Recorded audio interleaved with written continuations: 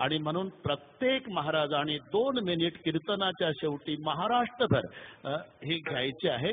विशेष परिणाम अंतकरणावर महाराज मंडळीच्या शब्दाचा होत असतो सरकारपेक्षाही. नाहीतर विचार करा, कशाला डॉक्टरला नावं ठेवायची? डॉक्टर डॉक्टर, कोणता डॉक्टर आहे तुमच्या घरी भ्रूण हत्येसाठी आला? एखाद्याचं नाव सांगा. तुम्ही तिथं जाता, त्याच्या पाया पडता, काही करा साहेब, एवढं काम करा, इतके पैसे घ्या, एका हाताने टाळी वाजत असते का? डॉक्टरचा दोष नाही.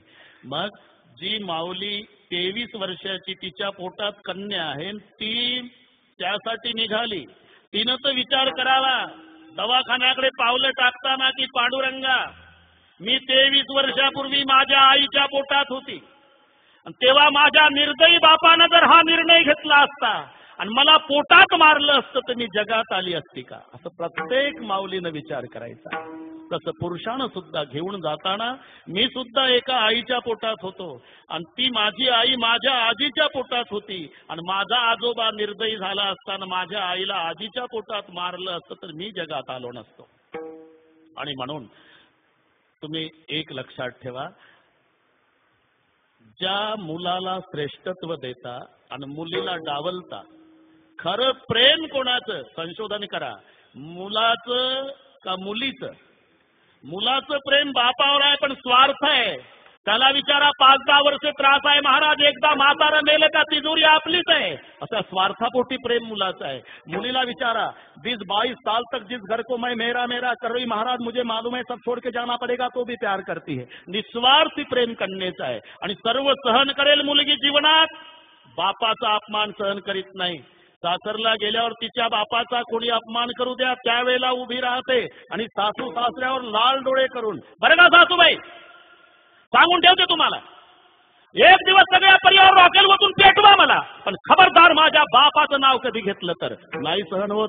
जिच्यासाठी तुम्ही एवढे निर्दयी होता तिचं सांगतो. बापाला खाली टाकण्यात येतं ना मरायच्या वेळेला, बाप एकच सांगतो, कोणीतरी गाडी भाड्यानं करा, माझा जीव लेकीत गुंतलेला आहे, माझ्या ताईला ना एक शब्द बोलू द्या ना मग मरू द्या. एवढं पवित्र नातं जगाच्या पाठीवर कन्या आणि पित्याचं आहे. मग पिता निर्दयी होऊन कन्येला का मारतो?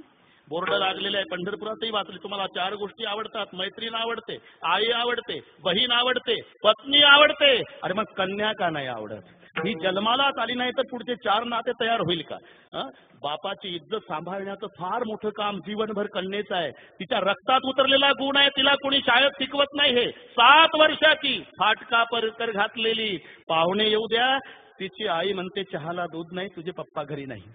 मग ती दादा 7 वर्षाची मुलगी हातात रुपया घेते, तो मुठीत झाकून घेते आणि फुलपात्र परकर मध्ये लपवते. कोणी शिकवलं तिला? तिच्या रक्तात उतरलाय तो गुण. का? तिला माहिती आहे पाहुणे दरवाजात बसलेले आहे, तिथून आपल्याला जायचं आहे. माझ्या हातातलं फुलपात्र रुपया पाहला की पाहुणे म्हणतील हिच्या जन्मदात्या बापाच्या घरात चहाला सुद्धा दूध नाही म्हणतील. या देवा,